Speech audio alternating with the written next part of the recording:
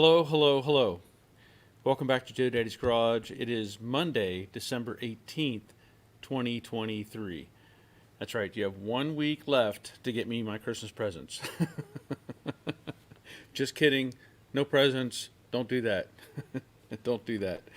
I hope everybody is doing well. I'm glad you're here. If you are new to this live stream, if you're just catching it for the first time, I do this on Monday nights at 7 o'clock. Pretty much every Monday. Probably won't be next Monday. Christmas is coming. And so that's not going to be on my agenda. I have other things to do, and I hope everybody else does as well. You know, Christmas is a great time of year to spend time with family and just celebrate the season. And of course, the joy of like grandkids and all that stuff is hard to beat. So that will be my event, as everybody else should be having that event as well next Monday. So I hope everybody's doing well. I know we've had a variety of things going on around the country. We've had tornadoes and crazy weather and all sorts of things. I hope everybody is not affected by that. And for those that are, my heart goes out to them, and I hope they can recover, from all that sort of thing. So again, if you're new to the live stream, we do this on Monday nights, and we try to focus on classic cars. It could be anything. It doesn't have to be Mustangs. It could be Chevys, Mopars, Studebakers, whatever. Doesn't really matter. And I try to bracket most of what I do between about, 1955, let's say, and maybe 78, 79, 77, somewhere in that range. So if you're wanting to participate, that's fine. You can ask a question really about anything out there, and we'll try to answer it for you. Now, I try to answer questions for people, and a lot of times I can, and a lot of times I may not have the answer, I may not be able to pull it up that quickly, but I always have a great group of people over here in the chat, and generally we can help out and give some good responses. So I appreciate all of them as well for being here, and if you participate, you get a bell. Yeah, that's how it works. You get a reward for participating. So, along with that, we'll see how things go as to whether we have any other inputs. Sometimes people will send me pictures of cars, and I can post those. So, and there's a lot of people familiar with my email and all that sort of thing. Also, I may have, if somebody else wants to join, that's a possibility too. Okay. All that's out of the way. Now, I'm sure you've seen the last video, or I hope most of you have seen the last video on the Cobra Jet project. And as I said, I'm very happy with how things are going with that. There's still some fitting and adjusting and different things that need to happen, but they are going to happen, and it's going to turn out really, really nice. I'm very happy to have the other Mach 1 here so that I can do some cross measurements and make sure that everything is going right. And so far, everything seems to be just doing that. And I'm very, very happy with all of that. So I hope you've enjoyed those videos. And anybody who's new, there's a lot of videos on my channel. I have well over 1,000 videos on YouTube. And if you have, do some searching on my playlist or my videos, you may find stuff for a 65 or 66 Mustang. I've got videos on a 70 fastback that I did years ago at the body shop. There's stuff on Camaros. There's all kinds of stuff on this page. So if you're interested and you're trying to find some information, I probably covered it sometime in the past. But that doesn't mean I'm going to, hesitate in making those same. I may make some of those videos again in some sense, or I may end up putting or re-editing some of those videos and bringing them back up to the page so people can see them as well. Okay. That's enough of that. Let's see who's here tonight. And first in is Rick Gain. Merry early Christmas, everyone. Hope everybody's doing well. Thank you, Rick. Glad you're here. Merry Christmas again to everybody. Terry Keithley, evening everyone in Barry. Merry Christmas and Happy New Year. Please hit the thumbs up and like. Thank you kindly. Thank you, Terry. Glad you're here. Scott Adventure. That looks like a new name. Good evening, all. Good evening, Scott. Glad you're here. Mike 88. Evening. Evening, Mike. We have Dave Tyson. Good evening, all from cool 11 degrees, Minnesota. Ooh, okay. There's two bells for you. It's currently about, 46, 48 degrees here, and I can't complain about that. I think overnight in the morning it's supposed to be high 20s, and that's going to be a risk for freezing in our area. So, we always leave the water running a little bit to keep the water moving, and that generally tends to be the answer. I also have just tonight put RV antifreeze in the RV because I had not, and I was hesitant to do that, but I went ahead and bought some and put that in as well. So trying to be proactive in protecting everything. Let's see, Rick Stevenson. Hello, everyone. Glad you're here, Rick. That's the signal to have the first sip of coffee. Glad you're here, Rick. Ray Buckman. Good evening, everyone. Barry, hope you had a great weekend. So there's really starting to come together. High of 60 tomorrow. Hope to get some work done on the Corvette. That'll be nice. Yeah, 60 is a very good temperature. And Ray says, let's hit the like button and subscribe. Can't go wrong. Yes, thank you, sir. Appreciate that. Robert Adams. Evening all. It was a nice 72 yesterday. Winter still has a few weeks before it starts. Yes. Thank you for being here. 72. That is nice. Oh, I was a little confused, Robert. So now under the right account. The Infernal Craftsman. Checking in. Glad you're here, Robert. The Dawn. Merry Christmas, Barry, and everyone from a wet upstate New York. Well, glad you're here, Dawn, and Merry Christmas as well. And we have Bob Shoemaker. Good evening from low 40s, Oklahoma. Glad you're here, Bob. What about Bob? Dawn's Manufactory. Hello, everyone, and Merry Christmas to all. Merry Christmas, Dawn. I've been trying to catch some of your videos. I haven't been able to get... I've seen them pop up, and I haven't been able to watch them. I apologize for that, but I will be having a look at those. Oh, and he also says it's 40 degrees here in PDX.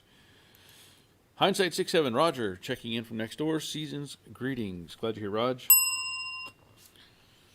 Evans Garage. Hello, everyone. Been busy trying to wrap random projects before holidays. Looking back, there's a lot of new metal on my Mustang this year. I'm sure there is.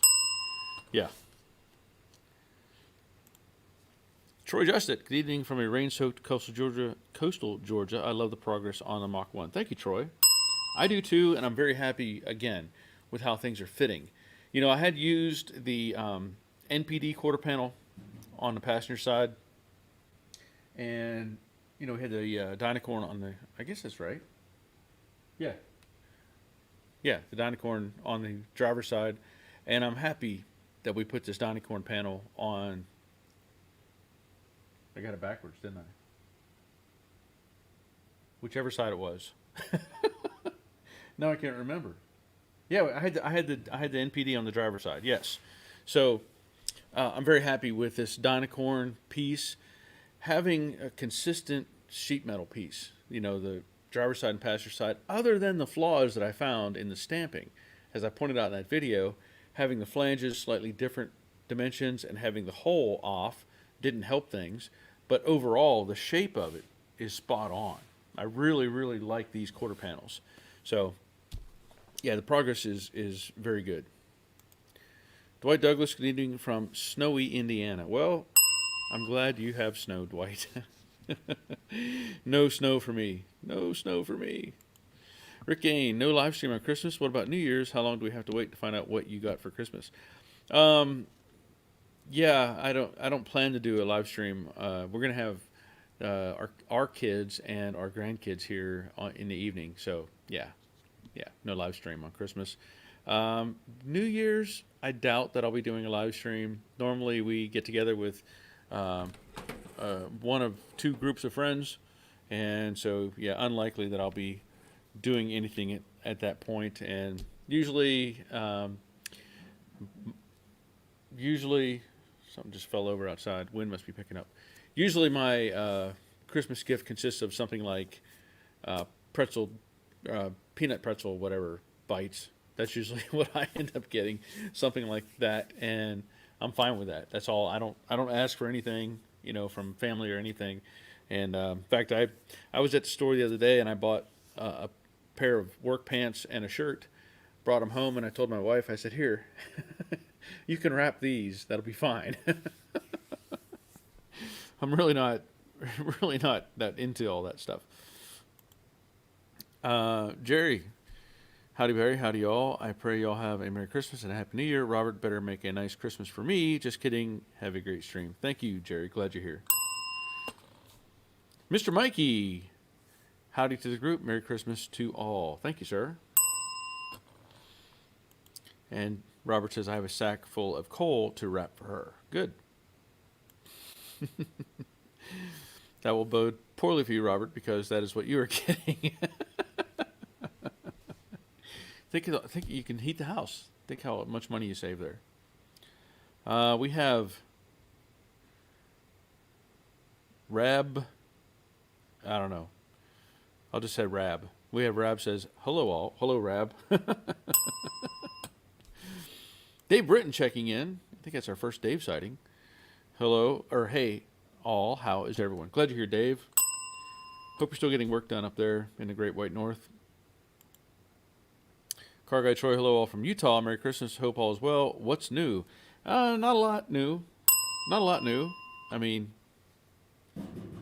Mustang project. I did clear out also, I cleared out a lot of boxes. You've probably seen in other videos where I've talked about having all these boxes in the back.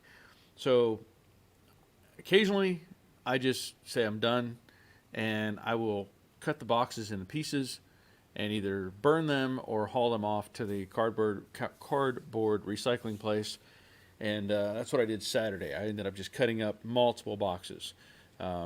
You run out of room. And I try to hold on to these boxes until the parts are on the car. So in this case, the quarters aren't technically on the car, but since I've welded the filler pieces in on the back here, they're part of the car now. So there's no chance of these going back at any point. So I just wanted to get rid of a bunch of boxes, and I did. And even those boxes that I had boxes inside of those boxes. So there was a lot to get rid of, and it worked out pretty well.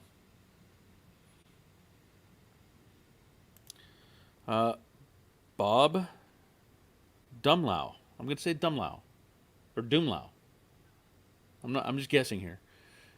Could be Doomlau. Merry Christmas, everyone. Merry Christmas, Bob. Glad you're here. Rick, with regard to bringing back old videos, repost the muffin video. That was a good one.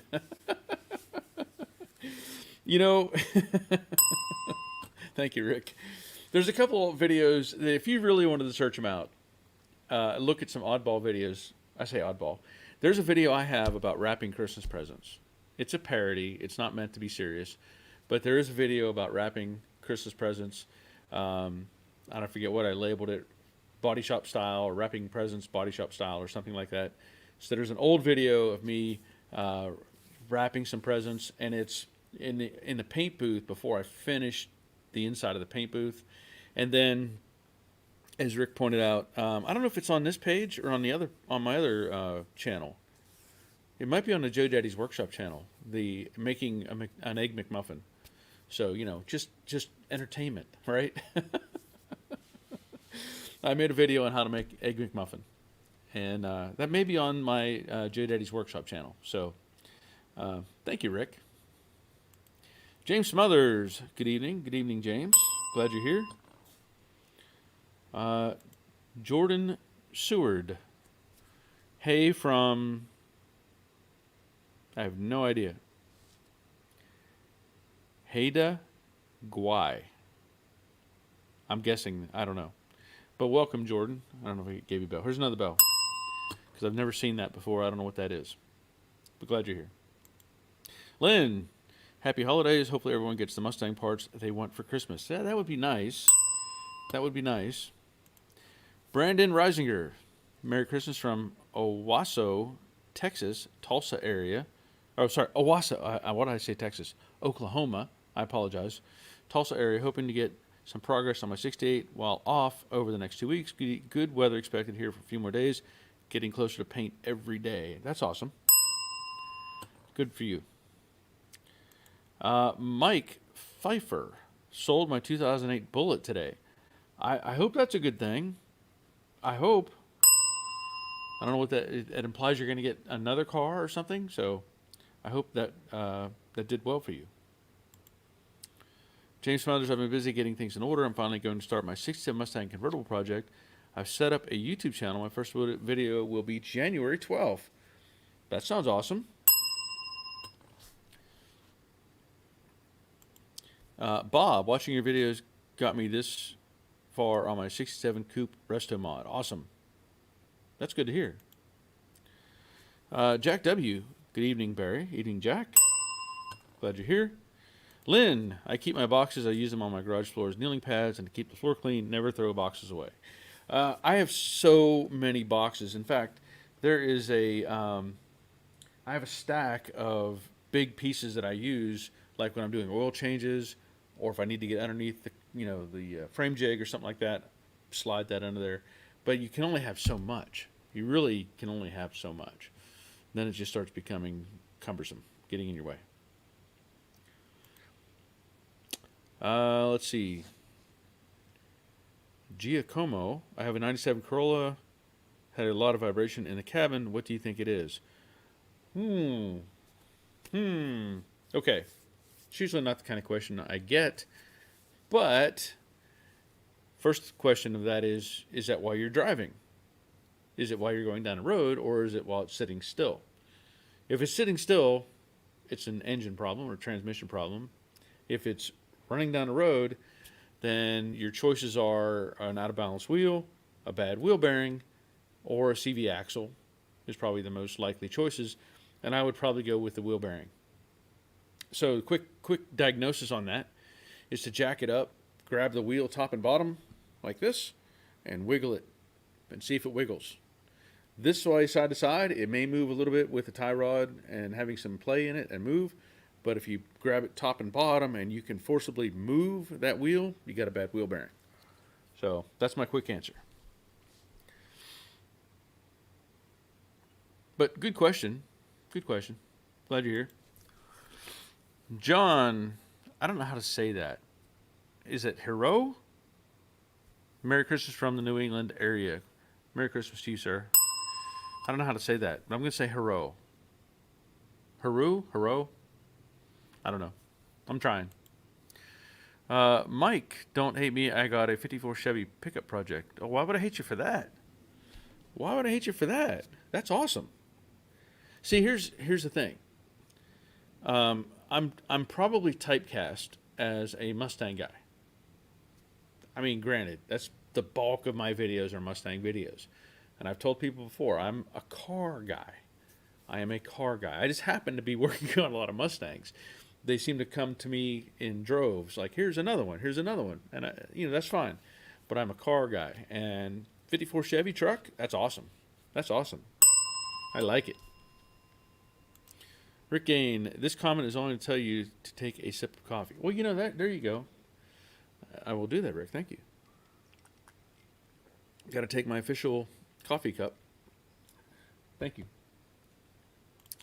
Robert, those are cool old trucks. Yes, they are. Now, the question is 54. So that does that have the multiple windows in it? Is it like the 5 window? What is it? 5 window? 1, 2, 3, 4, 5, or is it the regular 3 window cab? Because I really like those little side windows. Those are cool. Mr. Mikey, spent my 70-degree afternoon welding in a passenger side torque box on my 67 Coupe. This is thanks to this group's encouragement. Kudos to you all. Well, that's awesome. You get a bell for getting something done on that. And putting in a torque box, yeah, that's good. Dave Britton, I just looked up Haida Gwaii and found it is off the coast of British Columbia, Canada. Learn something new every day. Well, thank you, Dave. I mean, I didn't know I would not think Canada when I read that. I would not. But, what do I know? James can't weld if you have cardboard under the car. Well, you can. You can. You just get warm. Robert, that sounds like a challenge. Yeah. Terry Keithley, the last creeper I had gave it a Viking funeral, and now I use cardboard. Yeah. Well, here's the funny thing. Growing up at the junkyard, so here's a little junkyard story for you. Now that you've mentioned this, I know, let me just pop this up while I'm thinking about it. I'm going to go into junkyard story time. Okay. Now, I grew up in Pennsylvania, as many of you know, and during the '70s we had a lot of bad snowstorms. The winters were bad. It was cold. Snow lasted. It seemed to last forever, and the junkyard garage, it didn't have any real heat. Eventually, there was. I think my brother put in an oil burner or something in the back, but it was on one side of the garage, and the other side didn't have anything. So we were, always on the concrete, and we would never, ever lay on the concrete. It was always cardboard, or it was even to the point of using newspapers, just anything to just give you some bit of insulation and keep the dirt off of you between the concrete and your clothes. So that was a pretty common thing. Newspapers were used quite a bit, even to soak up any kind of oil or whatever. We would use newspapers and put them in the fire, burn them up, But yeah, I've just gotten in the habit of pretty much never laying on the concrete, whether it's outside or inside, without a piece of cardboard. What's weird about that part of that is sometimes I might only have a piece of cardboard that's this big, but it's something at least to keep my upper torso off the concrete. It's one of those things you kind of learn, and then you just keep doing it, right? So as we were talking about that with the idea of welding and fire and different things, I've mentioned this before. There was a time where at the junkyard my dad was underneath a car, and he was welding. I don't know what he was welding. He was welding something. And he was pretty deep under this car. And he didn't have cardboard down. I know that. He did not. He was laying on the concrete. This is the rarity was he would not do that because he didn't want to catch on fire, right? And so he was under the car, and I was probably 7, 8 years old, maybe 9, somewhere in that range, I get, maybe 9. And somehow he managed to get hot sparks onto his pants, and his pants caught on fire. And so I'm trying to get his attention. He's got fire on his pants, and I'm like, Dad, Dad, Dad. And he's yelling at me like, that's how dads acted, right? What do you want? I'm trying to weld. I'm like, you're on fire. So first he's kind of mad at me for, trying to interrupting him. And then secondly, he's mad at me for not dumping cold water on him. Could you imagine? He's on fire, and he says, just take the bucket and dump it on him. But could you imagine that, you're a kid and your dad's, burning, his pants are on fire, and you're like trying to tell him, but could you imagine if I had taken that bucket of cold water and just doused him with it? If he'd been under that car, he might have just jumped up and smacked his head off the frame rail. Who knows? So I was trying to do the nice thing and just tell him, Dad, your leg's on fire. But he got mad at me for not doing what he wanted me to do. But I still couldn't imagine the idea of just, whoosh, there you go. Here's your, you're not on fire anymore. You should thank me now. Okay, so we'll step off that for a second. Let me see where we're at. I left off. Hold on.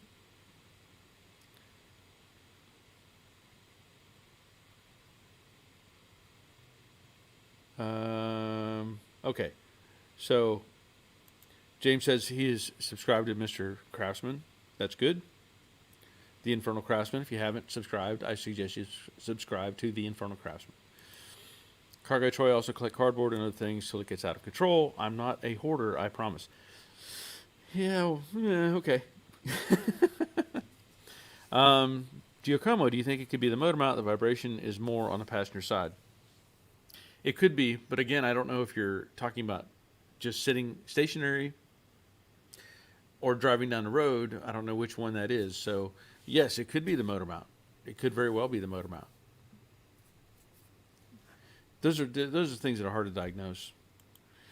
Dougster Wolverine Garage. Have no fear, the Dougster is here. Okay, glad you're here, Dougster. Mr. Pfeiffer, not a 5-window, but has one-piece windshield. Okay, that's cool. Dave, when you answer your phone, you say, hello. I think it's pronounced Iru. Iru?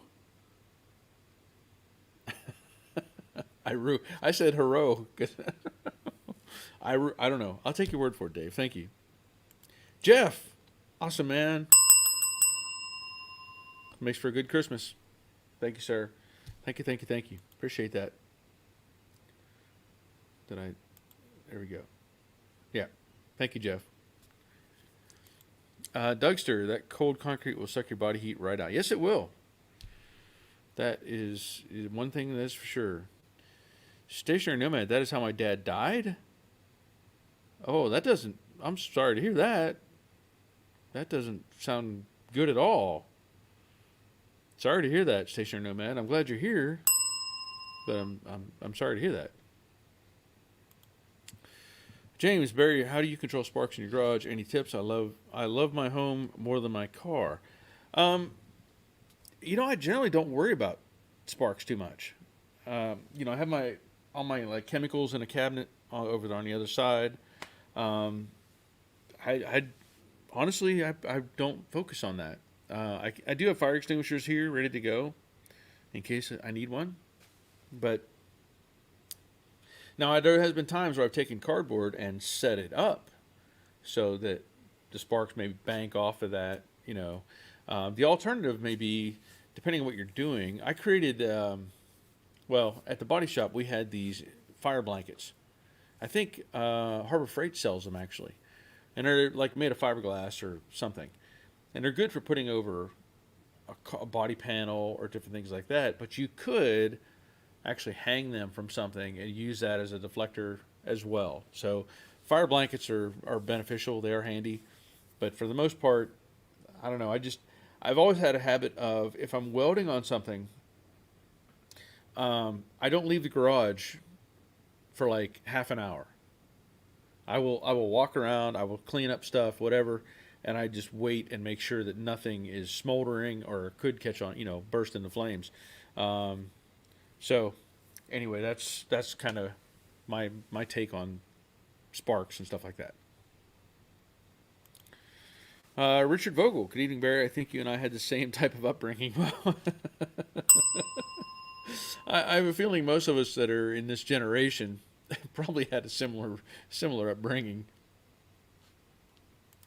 Dougster, when I worked as a mechanic at a asphalt company, a guy came to work with me. He was an old Alaskan. He built himself a workbench with 3-inch thick plate top. He would stick a oil rig pan heater to the underside. Oh, okay, a workbench. Oh, wow. Okay. Interesting. And he says the bench would be toasty warm. Smart old guy. He taught me quite a bit. That's interesting. Okay, so John, I think I said it right. Hero, I think. Barry, you were correct with the pronunciation. Thank you, John.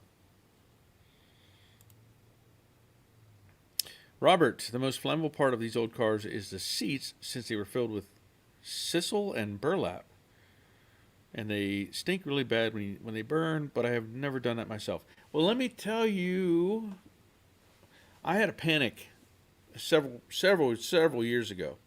Back when I had my '69 Camaro, which is, I've said before, that hood that's hanging in the back, the orange and black hood, that was on my Camaro. And I was working with a guy who had the sister car to that. And I mean that like His was orange, but it had the white stripes on it. Okay. And I don't remember exactly what it was. It was something about welding in something in the trunk. I don't know if it was the floor pan. I don't remember the gas tank straps. You know, like the structure that holds the gas tank in those cars. Like, I don't remember exactly what it was. All I know is I was asked to weld this stuff in, and I said okay. And I really probably didn't think about it well enough. I did have a divider in the trunk to keep sparks from hitting the seats, but somehow, some way, the sparks got past that divider and caught the seat on fire in this completely completed car. It was not like under restoration. It was painted, it was nice, and I caught the back seat on fire. That was a serious panic mode. I have never pulled an interior out of a car so fast. I took a fire extinguisher, I shot it back behind the seat, it slowed it down. It wasn't like flames, it was just a lot of smoke. I jumped in that car, and I knew I had enough experience to get the seat out really quick. So I pulled the base out, pulled the bolts, pulled the back out, and got it all put out. But oh my gosh, I couldn't imagine had I caught this guy's Camaro on fire and burned it up at my, just trying to do a simple repair. So at the time, I told the guy, I said, look, I caught your seat, the stuff on fire in your seat. I said, I will give you the back seat out of my Camaro. It was actually in better shape. And I said, I will trade you. You can have mine. It's not damaged. Take it. And he said, no, I'm not worried about it. He said, as long as it's still there, didn't burn the vinyl or anything, I'm not worried about it. I'm like, I'm telling you, I'll trade you straight up. And he wouldn't do it. So anyway, that was the one time that I came close to burning up a 69 Camaro. Rick, my car caught on fire in the garage a few years ago due to a fuel leak. After I started it, now I am always extremely careful. Way, way careful. Fire is scary. Yes, I agree with that 100%. Fire bad. Fire bad. Always. Fire's never good in an enclosed space. Ever. Let's see. Giacomo, when I go past 65 miles per hour, the car gets so loud that it hurts my ears. Whether I'm driving or not, it vibrates. I don't think it's the transmission or the CB axle. I just replace the axles. Okay. Well, I mean, you can check the motor mount. I don't have much else to give you. Sorry. Most of the time when you have a vibration on a car, it's the wheel bearing. Most of the time, but very well could be the engine mount. So get a good look at that. Robert, my neighbor does commercial fire assistance for hospitals, etc. I may have him give me a couple heat sensors for the shop. Well, there you go. At least then you know it's on fire, right? Giacomo, thank you for your time. You're welcome. I hope I helped. I don't know. Robert, I had the rear seat back in the Mustang while I did a minor bzzz and a couple sparks made it smolder. I have fire extinguishers, but I always have a water bottle around with a hole punched in the lid. That's a good idea, too. That's a good idea, too.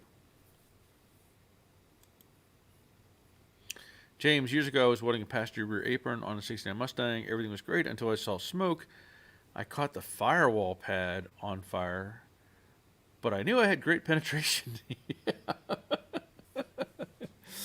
Yeah, that's that stuff burns. And the funny part is, I have I guess from growing up at the junkyard, I have a nose sensitivity to different things related to a car. So if a rear axle, if this stuff is bad, you pull the grease out, and it just smells horrible. That it's had problems. Same way with the engine. Pull the dipstick or the transmission, you can smell the fluids. And my dad used to have us burn cars back in the 70s and 80s, that's what we would do. We'd line up cars up in the top corner of the junkyard, set them on fire, burn them out, and then my job was to crawl inside the car. And this is another junkyard story, by the way. Crawl inside the car. I think I've said this before. Crawl in these cars after they're burned up and cut out all the wiring, because it would burn the plastic off the wiring. And I'd have to get in there, and I can remember those smells of that burnt car. And part of it was, the fabrics, the seats, whatever being burned, just a whole variety of toxic, whole variety of toxic chemicals that I was able to enjoy while I'm in there cutting out wires out of these burnt hulks of cars. So yeah, good times, good times. But when I smell something burning like that, I can, instinctively go, oh, that's a seat. That's whatever. Anyway. Bob, I seem to have problems with catching my sweatshirts on fire when grinding for a long time the wrong direction. Yeah, I could see that. Don't do that. That's never a good thing.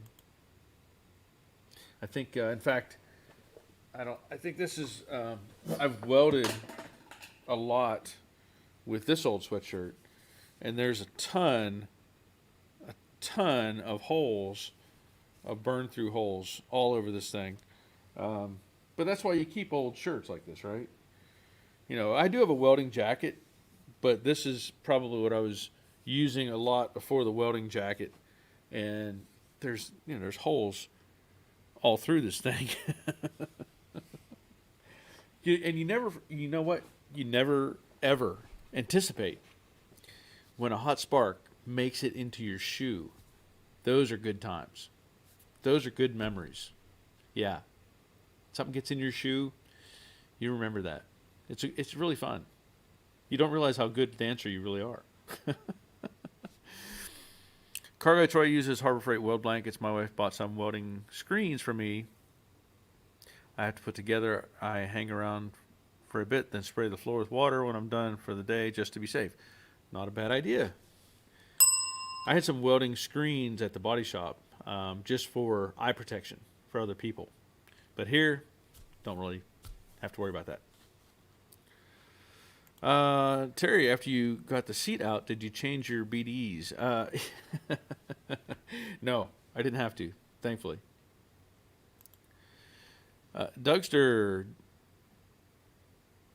died. Thank God I didn't start it.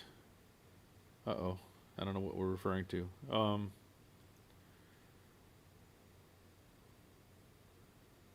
I must be missing something. I don't know if I'm missing part of a conversation. Okay. Chris Greenaway. How's Barry? I'm good. How's Chris? Up in the Great White North with Dave. John Hero, engine mount sounds like it needs to be replaced. Yeah, it's very likely that it needs to be. Dave Britton sent you a pic of what happened to a guy in a Facebook group of mine this weekend. He said the flames were 2 feet above the roof line before he got out. That does not sound appealing. That does not sound appealing. I'll get that pulled up here. Let me clear out some of these old pics that I've had, and I'll get that pulled up, Dave. So, he said the flames are 2 feet above the roof line before he got out.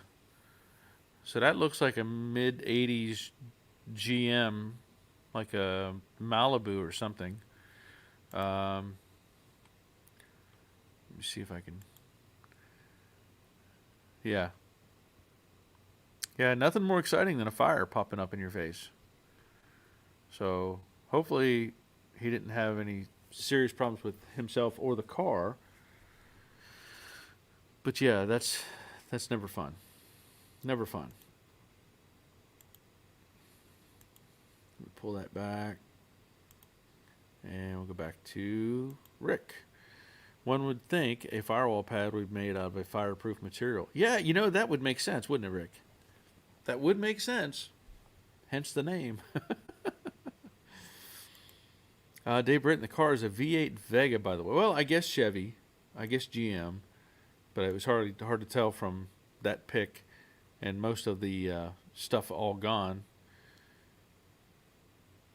But yeah. Well, again, I hope he didn't lose anything vital in the car. Michael Pagliarini, hello all, late to the party. I got the torque boxes done in the 65 this past weekend. Awesome. And glad you're here. Dave Tyson, I worked at a shop where the owner welded trailer hitch on a Ford station wagon with a leaking gas tank, and I held the water hose. Yeah. Uh-huh. That's always fun. You stand here for a minute. Keep his hose spraying. Robert, all of my shirts have holes burned in them. All my clothes are dirty clothes.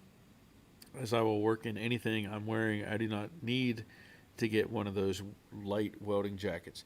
Yeah, you know, for me, I'm not so worried about being burned by stuff as I am the radiation. You know, that is a intense light, and I want to keep my arms covered, my hands covered, my face covered, everything I can when I'm trying to weld something, because that's a lot of energy coming at you. And I try to cover up everything I can at that point. Ed, hello all.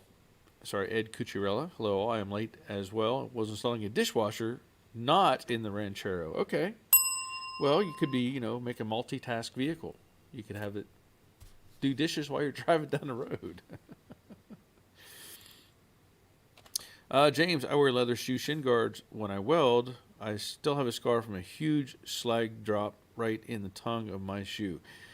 Yeah, that's, you never forget that. I understand where you're coming from, though. Well, using the shin guards. Cargo Troy, never throw out any clothes with holes in them. Words to live by. Yeah. Rusty, hello all, and Barry from Southern Indiana. I made it a little late. That's okay. I'm glad you're here. Dave says the wiring harness and dash needs to be replaced. He got lucky the fire started with the undercoating. Ooh, that's going to smell bad too. Typically that's not a positive smell. Burnt undercoating or grease or oil. You know, you just brought back kind of another little flashback here. The road that I lived on growing up was basically a dirt road. Eventually, they put down tar and chip. I don't know if everybody's familiar with that, but they would put down tar and chip. And what that implied was basically spraying hot tar onto the road and then putting down like gravel chips, small little, like almost like pea gravel, right? And that was a lot of the back roads we had around where we lived. And so the intersection to our road was paved all out there. It had nice pavement, and it would pave probably maybe a couple 100 yards onto our road that we lived on, and then the rest of it was just tar and chip until it got past our place at the junkyard, and then it was dirt again. They didn't even bother putting in, you know, tar and chip all the way up the road. And, you know, in the summertime, it would be, you know, hot. And if you rode your bike or anything, if you were out walking on this road, the tar would get stuck to the bottom of your shoes, and the little chips would get stuck to your shoes, or you'd ride your bike and you'd be flinging this stuff because this tar would work its way up. And you always had that hot tar smell. So that was just one of those fond memories. Now, since then, they've gone back and they have all that is paved now.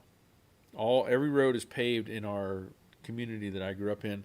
Apparently, some, and I hate to bring it up this way, I think some recycling deal was made to where they're like dumping trash around the perimeter or some part of our little town, and the fees from that are now allowing them to pave roads and all that sort of thing. So it's one of those terrible trade-offs, you know.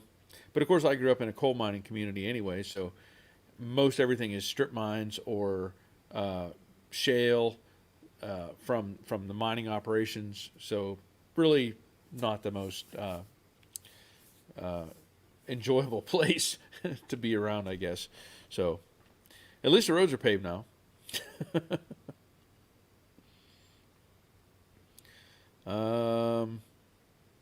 The Dawn says, got to go. Merry Christmas to all, and to all a good night. Thank you, Dawn.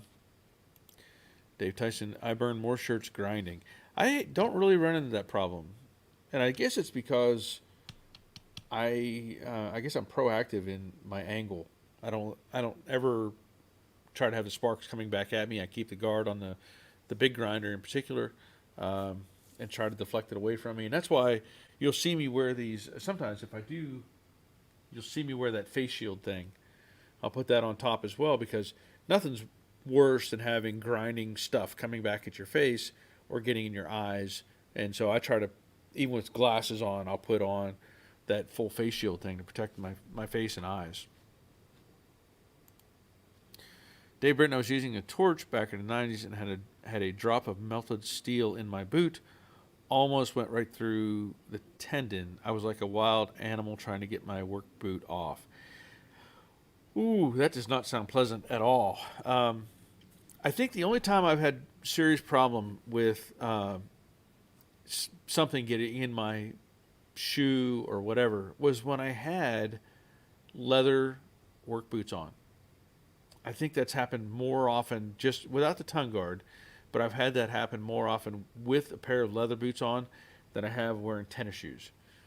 And I think, you know, most things I'm welding, I'm not getting my feet underneath that welding area anyway, but I have had issues occasionally with the tennis shoes, but with that, I'm able to slip them off really fast. It just pop them off my feet and get to that, you know, hot spark working its way into my flesh. Jay Smothers, worse than getting burned is getting welder flash you can't see for 3 days. Don't buy discount welding helmets. That is valid. Yes. Yeah, you don't you know, these El Cheapo helmets they try to sell you, not good for you. Not good. Evan's Garage, when I was young and foolish, I was welding in sneakers with horrible settings and had a drop of molten slag drip right through the shoe and sit between the toes. I now own leather steel toe boots. Yeah, I'll bet. I will bet. Jeff Reynolds, if Rusty can do it, then so can I. Hi, Barry and everyone from Barking, East London. Glad you're here, Jeff. I hope you are ready to celebrate Christmas this year. Mr. Mikey, neighbor wears OSHA-approved Crocs when welding. You know, I've seen people weld in bare feet. I really have. I have seen people walk around barefoot and welding. Of course, you see it in these foreign countries a lot, like over in India and stuff. They're over there smelting molten metal into forms, and they're barely even wearing clothes, much less shoes, and they're even using their feet sometimes to manipulate stuff. And it's like, yeah, I'm not going to do that. Evan's Garage, by the way, I'm now a little older, but still foolish. Yeah, we all are. We're all still foolish. Car Guy Troy, do not weld in polyester type sweatpants. Important safety tip. You know, that is a valid that is a valid point. Do not weld in polyester type sweatpants. You know, that could be on a placard somewhere. Do not weld in polyester sweatpants. You know, I'm glad you brought that up, because, you know, I have been thinking about wearing polyester sweatpants or a polyester jumpsuit, you know, like Cousin Eddie, whatever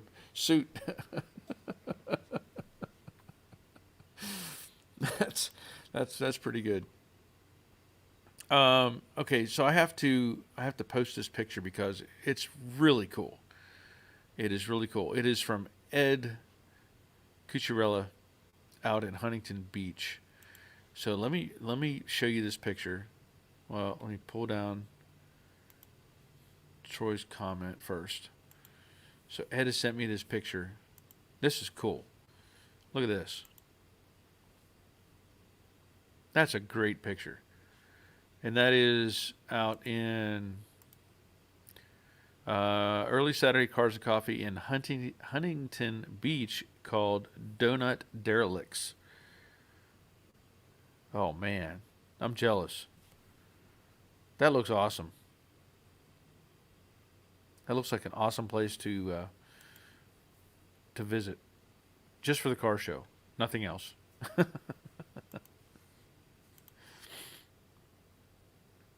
Hold on a second.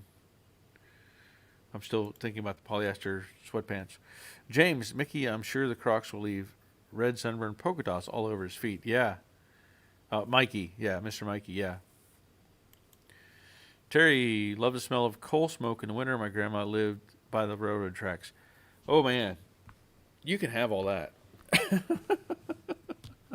We had a coal furnace. Yeah. So I tended a coal furnace from the time I was probably 7, 8 years old. Shoveling coal in the bin, shoveling coal in the furnace, cleaning out the clinkers and all that junk and ash and hauling it out in 5-gallon buckets. It was a good time. I'm sure that hasn't affected my respiratory system at all. Yeah, I'm sure. Dave Britton, I do my boots up to the top now. Yeah, I'll bet. Wait, what? Oh, India, they walk on coals and fires, so welding is not even a challenge. Yeah. And Dave, that picture just makes me want to be there. Yeah, I'm with you. Road trip. That is a very cool picture. I like it a lot.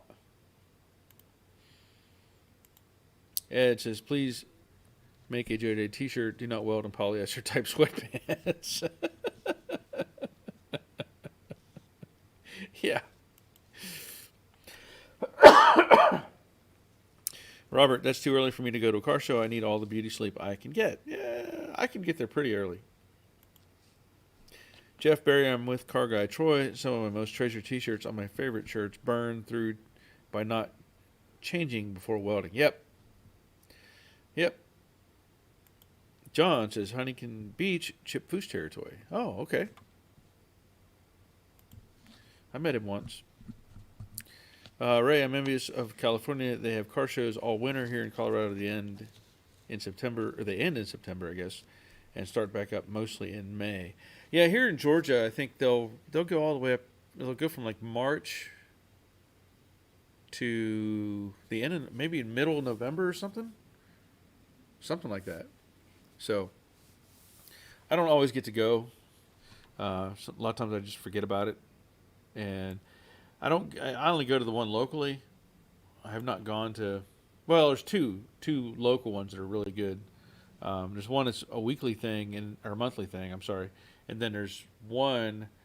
I know they do at least once a year, and it's in Sonoya, Georgia, which is a neat place. They do a lot of. That's where they filmed The Walking Dead, in Sonoya. And they've also filmed different movies there, like Driving Miss Daisy and a variety of movies. But, yep. Dave Tyson, I worked at a shop. We did a lot of exhaust work, had burns at belt line from spark going down the shirt. Yeah. It's always fun. Always exciting. Car Guy Troy, great pick. Palm trees, old cars, pretty sweet. Yeah, I agree. Roger, I have this mental image of an 80s gym teacher in a welding hood. Maybe what was that, Napoleon Dynamite, his uncle, could be wearing the one that's throwing a football. He could be wearing the jumpsuit and welding. Abe Godino. Hi, everyone. Hi, Abe. Glad you're here. Robert, we have small shows from June to September, but it's too hot to enjoy going to them. So ours are mainly in the shoulder weeks. Oh, shorter weeks. I guess shorter weeks between summer and winter. Yeah. Ray Buckman just not envious of their politics. Can I say that? Well, I guess you did. I guess you did.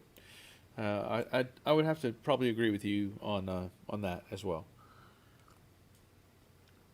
Just saying. Okay. Man, it's been good. You know, we've covered a lot of ground tonight. I'm not done yet. I'm just saying it's been a really good and fun conversation we've had. You know, one of the things that we always do, of course, I think many of us do, is this time of year is movies, right? And you can't have Christmas without Die Hard. That's right, Die Hard. You thought I was going to say Christmas Vacation. That's also one of those movies you can't do Christmas without.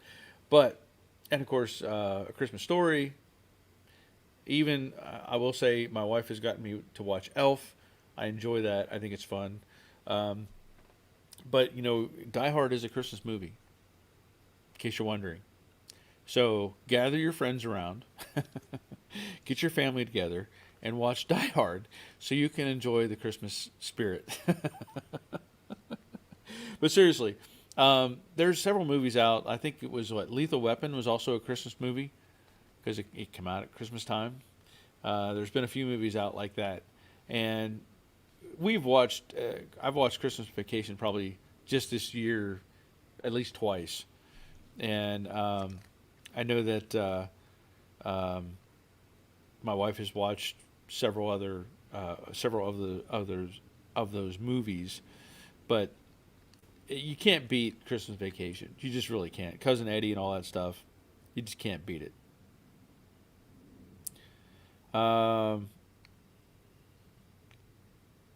So Bullet says Die Hard 1 and 2. So I guess I didn't realize Die Hard 2 is also a Christmas movie. Did it happen at the same time? I don't even remember what the premise was for Die Hard 2. I know there was one where they threw like a whole bunch of grenades, and coming from the military experience, they're like chunking these grenades into like the window of a C-130, and they throw so many in there, and if you do the timing, they would have blown up very quickly.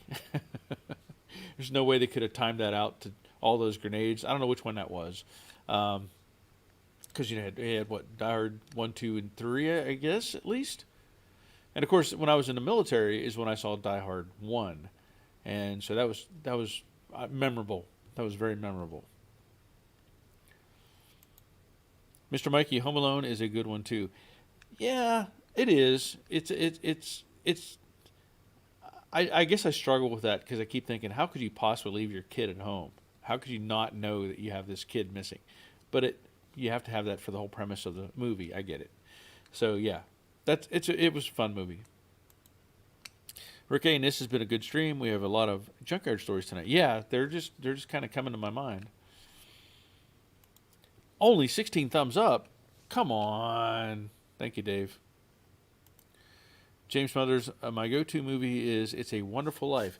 You know, I have not seen that this year. And I don't know if I saw it last year. But yeah, that's a great movie. There's no doubt that's a great movie. So I'll give you a bell for that. We have Gig'em Garage. Good evening, Barry. Good evening, Gig'em. Terry Keithley says, yippee-ki-yay. Love it. Yes. Yes. Come out to the coast. We'll have a few laughs. So Bullet says, at the airport. Yeah, okay, so that was the one where they were chunking all those grenades in there. That kills me. Because I know, you know, I went through grenade training. I've thrown live grenades. And it's, dink, and you've got like, I don't know, it's like 5 seconds. It's not a long time. Maybe 7 seconds at the most. So you got to get that thing out of your hands, and I don't know what the timing is on that particular sequence, but it's like, all right, at least 5 of those would have blown up by now. Car Guy Troy, a favorite part of Christmas Vacation is the sliding scene with the saucer lubed up with the space age polymer. Yeah, yeah, that's a fun scene. I think I like the most of mine. I like is the Eddie scenes. You know, when in that particular scene where he's like, "Oh, I'm not gonna ride that thing because I can't afford to put a dent in my head." This side, it's okay, but this side, it's got that government plastic. Yeah, love that scene. And what's the younger? What's he talking about? His kid being a pig. Last year he was a pixie dust spreader on the tilt-a-whirl. This year he's going to call out for the yak woman, I think is what he says. Evan's Garage got a scoot. Have a wonderful holiday, everyone, and try to stay not on fire. Thank you, Evan. Ray Buckman, I see 42 thumbs up. Okay. I'm sure it'll catch up. Sometimes you have to reload the thing. Abe, I need your opinion on whether or not to remove the cowl on my 66 Mustang or 66 that was installed with glue by previous owner. It looks pretty solid, but it bugs me that it's glued and not knowing the condition of the lower panel is what he's saying. Okay. I hate to even have to think about this question, honestly. So panel bond adhesive is a great product, no doubt. They use it in modern vehicles, and I know from the collision industry, when we did repairs of cars that used, the compound, right, panel bonding adhesive. Like if we did a roof of a car, we could do the sides with the panel bond adhesive, but the windshield frame, we had to weld that in. Okay, because the windshield is structurally part of a modern car. I don't know if you know that, but it's part of a modern car. And the reason for that is if a car is in a collision in a modern car, the windshield acts as a reinforcement for the windshield A-pillar and the roof line, all that sort of thing, as part of the crush zone and keeping that part solid. As we know, on an old Mustang, it's not like that. It has that, is it not butyl? The roll adhesive that you put in the windshield to hold it in. So that windshield really isn't structural at all.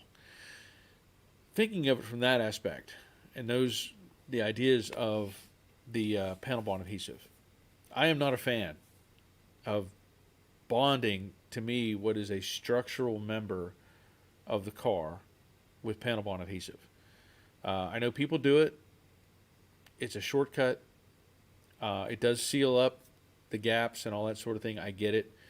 I'm just not a fan of it. I would not, in my case, I would never put together a Mustang and put panel bond adhesive anywhere in a structural part of the car.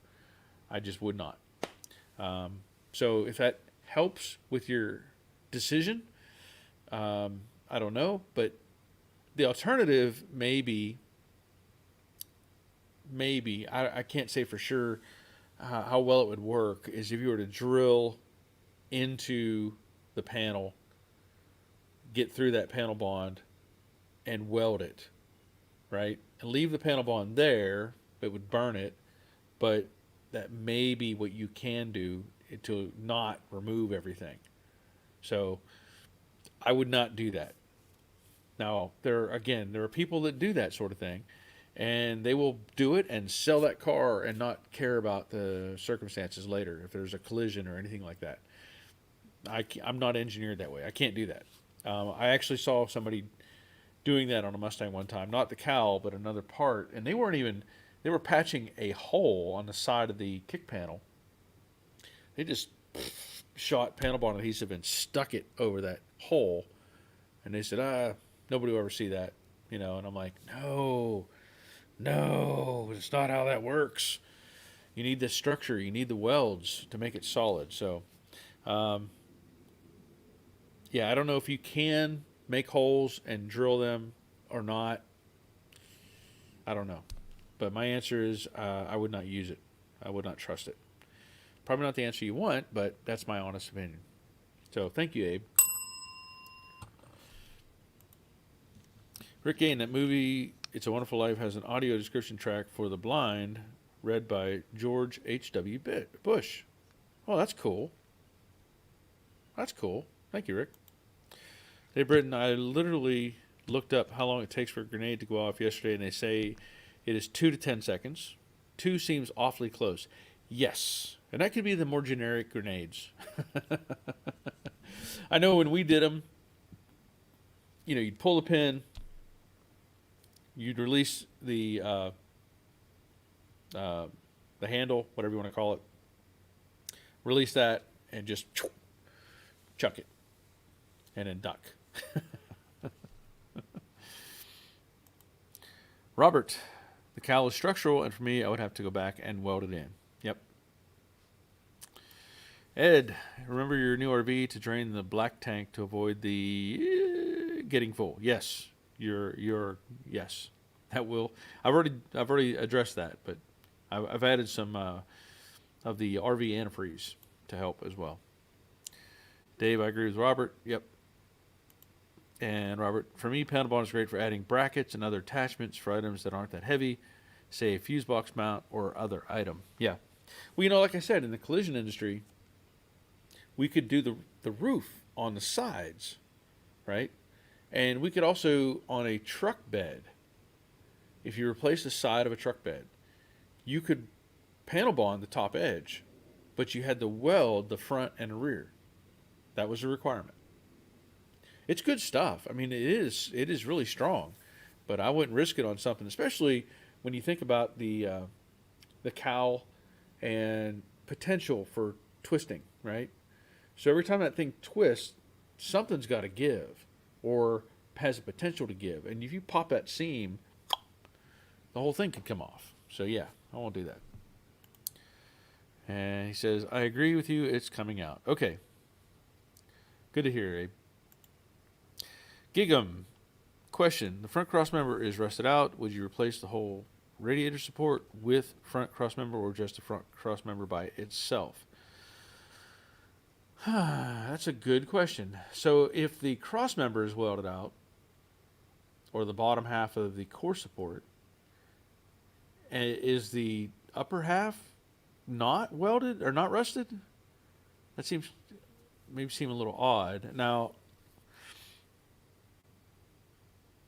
you know, that's a good question. Let me look at something real quick.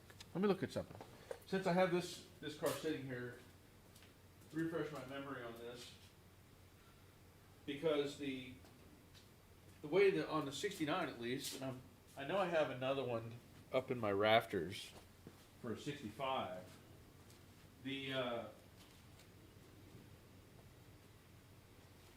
That may be a separate piece. If you have a good core support, then yeah, you could replace that part.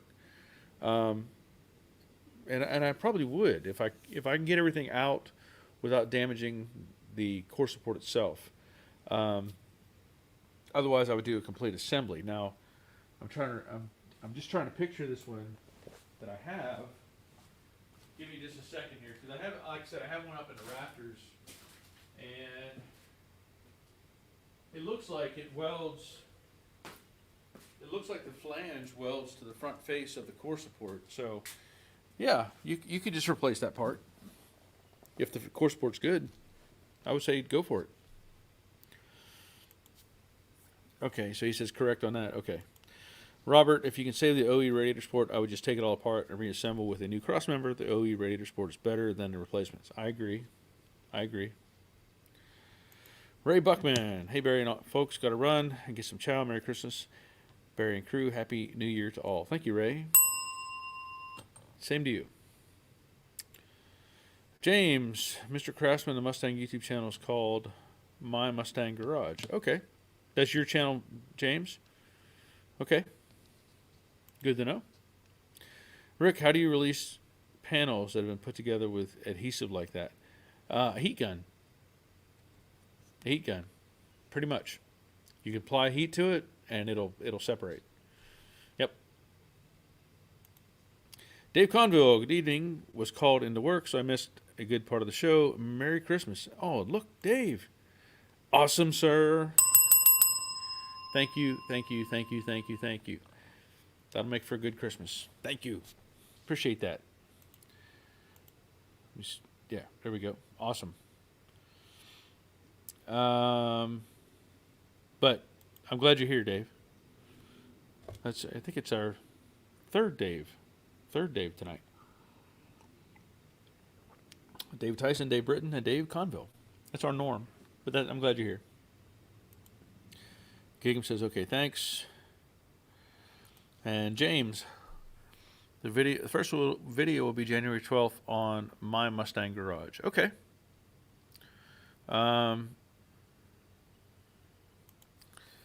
Okay, so Robert says, email me a link. It isn't showing up when I search. Okay, so is the channel up yet, James? Is it already there? Because I don't know. I'm not able to pull up stuff like that right now. So that might be, if that's what it's called, my Mustang garage,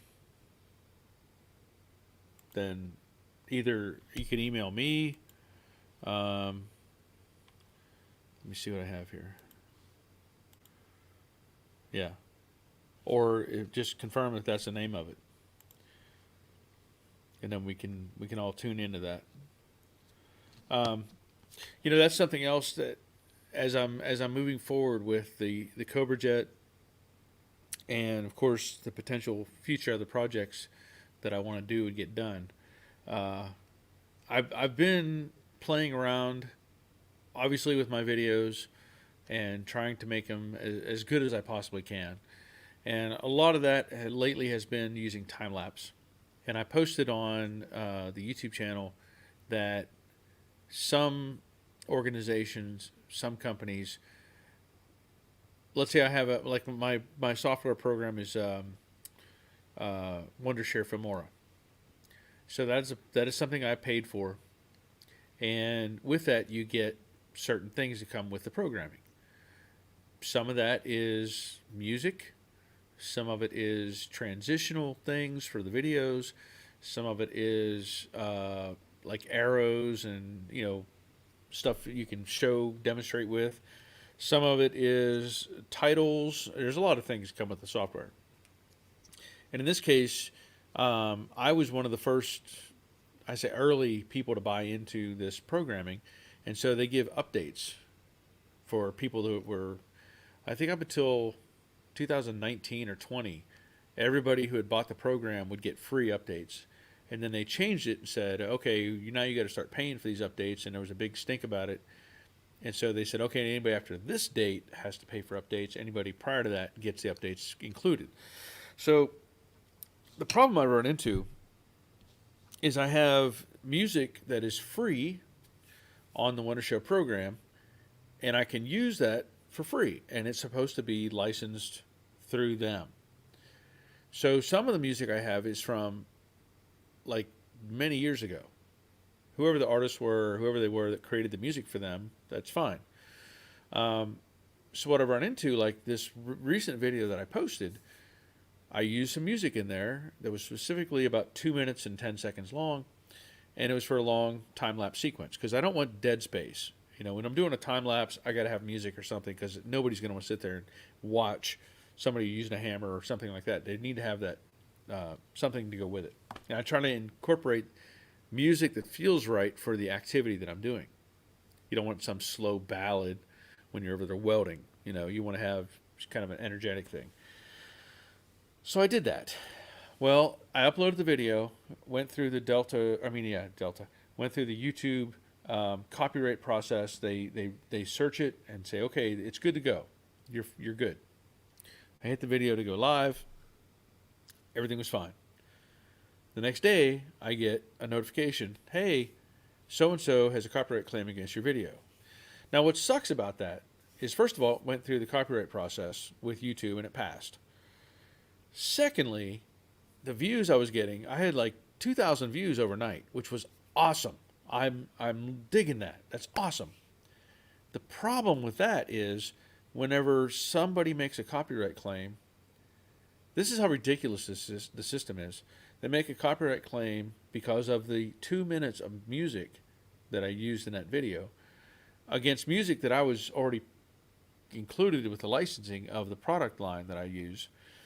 But apparently Wondershare gave up their license to that, and so, or the independent contractor revoked the license and decided to make it, their music. Well, unbeknownst to people like me or those of us that have been making this, using these products for years, now all of a sudden these people are dropping out and pulling back the license and copyright claims. So what happens, and this is really irritating, is I have a 40-minute video that has 2 minutes of their music on it. And because of that, they now get the credit for the entire video.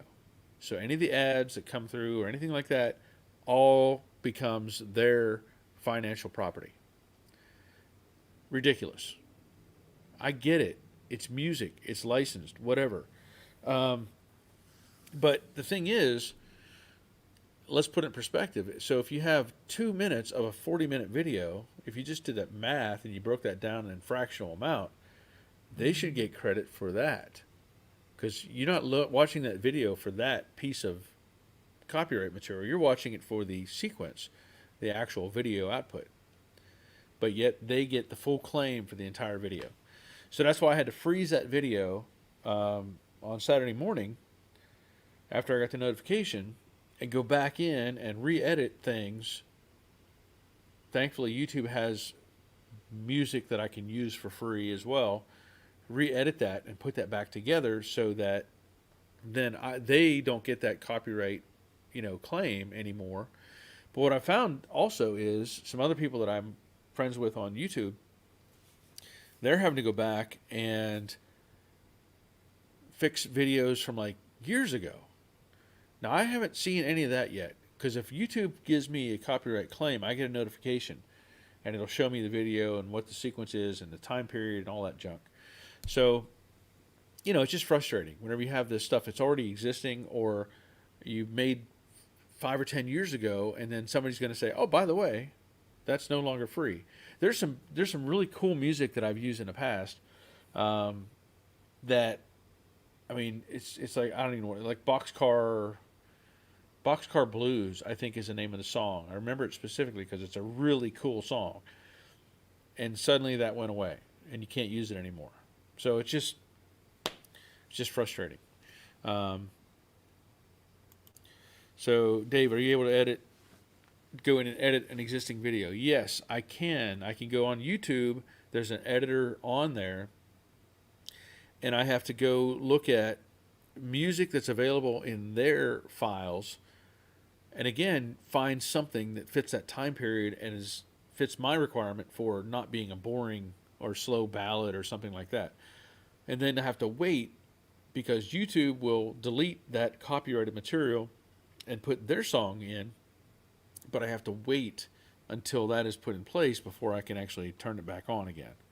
So I understand, artists having rights to their music and all that sort of thing, but here's another weird thing. From my understanding, if I were to take a song, I think you're allowed a snippet of like 3 seconds or something. I think. I don't even know for sure. I'm not even going to test that out.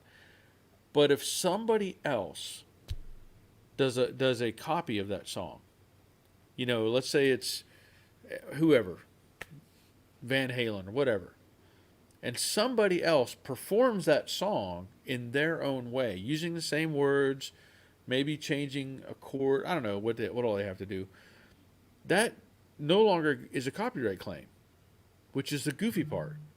It's only for the song that is produced and put out on the radio that can be copyrighted, from my understanding. Now, I may be wrong about that, but I've seen plenty of people who have put out a video or a song that was a copy of somebody else's song, and they get the revenue. There's no claim against it, which is really just crazy to me. It's the same song. So anyway, let me move on here. Robert, the 8.8 narrowing is in progress. but I have been fighting my camera 10 rounds and I won one of them. Yeah, that's no good. I'm looking at possibly adding another camera. I know that I've talked about this. You know, I have my regular, my Canon camera. I have this throwaway camera. I mean, literally, this is like a $50 camera off of eBay, and I use it for all the time-lapse sequence. And what I've learned is I can, you plug this in, and it works better than having it run off the battery. So I have to plug it in, whatever. So I have this, and of course I have my GoPro deal for the headshots and stuff like that.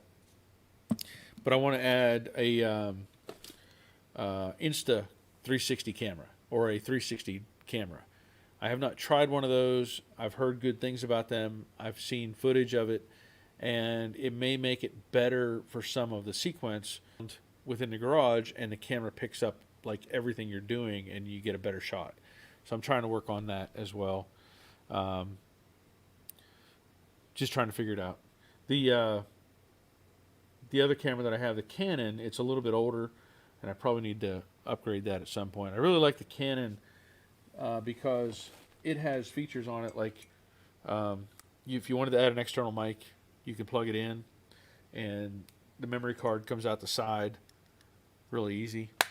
Whereas this thing, you have to open the door on the bottom to get the battery or get the card out of it, which means you have to take it off of your perch and mess with it and blah, blah, blah. So, anyway. Let's see. James, Mr. Craftsman, I don't have any uploads yet. The first video will start public to see the channel. Okay.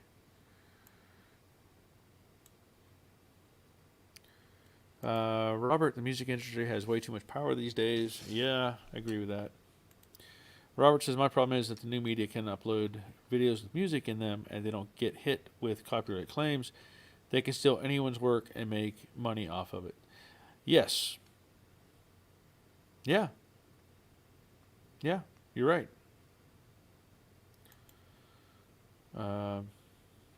News media. There you go. Not news media can upload videos with music in them. Yes. James says Sony ZV-1 is the greatest camera. Well, I'll look that up. I really like my Canon, but I'll look up the Sony ZV-1. Okay, I'll look it up. But I really want to look at getting into a 360 camera just to see how well it can do. Rick, I'm sorry, I saw Rick down below. I'll go back to Dave. Hey, Barry, have to run. Have a great Christmas, everyone. Thank you, Dave. Glad you're here. Rick says, YouTube needs to be kicked hard by a lawyer. You aren't the first that they have screwed like this. I know, and it just gets worse. It just gets worse. Robert, Insta makes much less buggy cameras than GoPro and with a lot more features. I don't want to invest in another camera, though. Yeah, I really don't want to either, but I don't know. I feel like I'm progressing in that direction. And I've been looking at this 360, I guess X1 or version 1, version 2, and what the differences are and that sort of thing. I may not need the latest and greatest. I may be able to get by with an older version, but we'll see. So, anyway, we're probably at a point where I'm going to get ready to call it a night. It's been fantastic. We've got currently still have 57 viewers, which is great. I know I did a little bit of ranting there on the video stuff, but I'm really trying to do the best I can when I'm making these videos for everybody to get something out of them. I've had people who friends of mine who aren't even car people who will sometimes watch my videos and they say, I picked something up from what you were doing, even though it's not something they normally do. So I try to give all that as much information as I can to make everything beneficial. Oh, looky here. We have Jerry checking in from Middle Tennessee towards the end of the broadcast. We're about to end, Jerry, but I'm glad you are here. I know you came through your surgery. I hope everything is doing well with you. And again, Merry Christmas. It says good evening from Middle Tennessee to all, and Merry Christmas. Yes.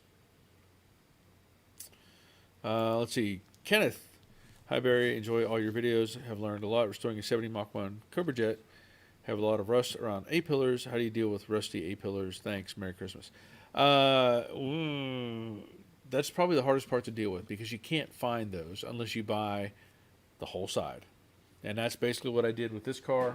We bought the whole side because it was so rusty. So you're going to have to find a donor car.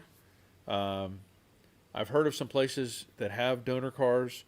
But if you want to, send me an email.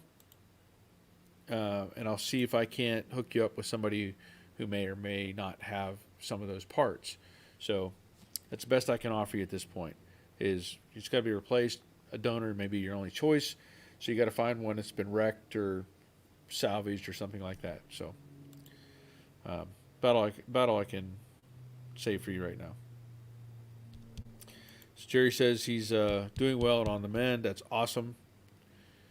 And Gene is checking in. Hi, everyone. Merry Christmas. Merry Christmas to you, Gene. I'm just getting ready to close up on the live stream, but I'm glad you checked in. As I said, I want you all to have a Merry Christmas. I don't plan to be here next week. We'll be celebrating Christmas ourselves. And just hope everybody has a good time. Enjoy your families. It's really important that you enjoy your family and your friends. And make sure they know that you're, you appreciate them, and they they hopefully appreciate you as much as well. Sorry, Michael Hoffman, Merry Christmas from Hong Kong. Thank you, Michael. Just getting ready to close up. So, again, thank you all for being here. Thank you for the support in watching the videos, commenting on the videos, sharing the videos, all those sort of things. As I've said before, I've been trying to add descriptions underneath the videos that show anything that I have discounts for. If you're looking at buying something from Amazon, if you're looking at buying a welder, if you're looking at buying an Evolution power tool, I have those in the description below for all of my videos now. And take advantage of that if you're looking to buy something. So that'll be it for tonight. Again, Merry Christmas and take care of yourselves. See ya.